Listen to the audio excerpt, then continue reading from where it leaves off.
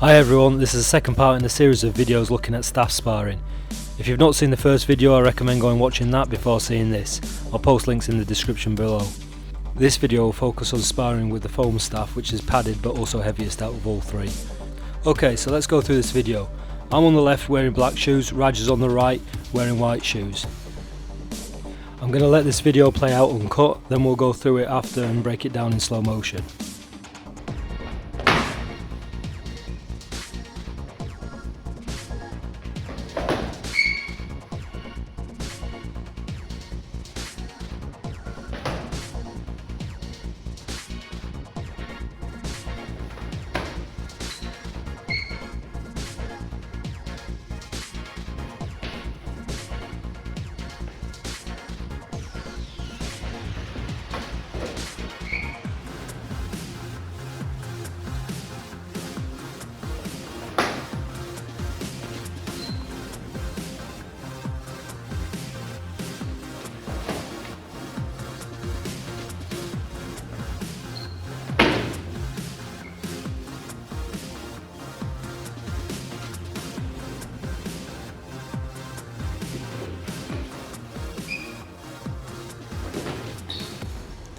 Okay, so this is the first part I want to look at. I go for a one-handed strike to the head and Raj moves out of the way. Now you can see I anticipate contact as the staff stops momentarily instead of following through. This can happen when you try and control the amount of power you put into a strike. As we often practice with steel swords, it can sometimes build this habit as there's a higher chance of injury, therefore we're trying to exercise more control. It's just something to be mindful of. In this next part I go for the same strike and make contact.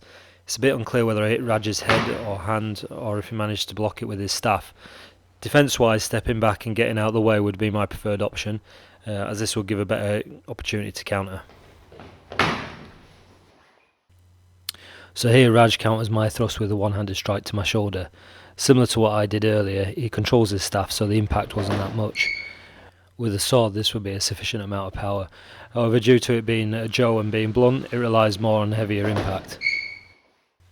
Here Raj reverses his Joe and goes for a high thrust, however I counter with a strike to his head. It's a fairly standard strike which is practiced regularly and works pretty much in the same way with a two-handed sword. So we have another one-handed strike, this time coming from below. I go for Raj's head but it looks like I catch him on the hand. With that type of grip I'd personally choose to drop under and raise the tip of the Joe to defend. That would then give a good position to attempt to counter. Again I go for the same one-handed strike and this time miss. However, unlike at the start, I follow through, which gives me the opportunity to continue the attack. So looking at it in slow motion, I try to go for Raj's hand, however he's slightly out of reach. He tries to knock my Joe out of the way and misses. I let my Joe flow through and try and attack his exposed side. Raj moves back out of the way and I let the movement of the Joe continue and turn it into a thrust. As he moves back he goes for a strike, however neither the strike or the thrust seem to make a significant contact. So in this clip Raj comes for a thrust and I counter with a strike to his head. Although it might not be apparent, foam really slows down the hand exchange and turnover of the Joe, so I rarely use these strikes with foam. In this exchange I open up and try and bait Raj to attack, which he does with a high thrust, and I counter with a thrust. It's hard to make out, but after watching it back in slow motion, I think I might have caught him on the other side that's out of shot. If you can see, the Joe bends, which suggests contact was made.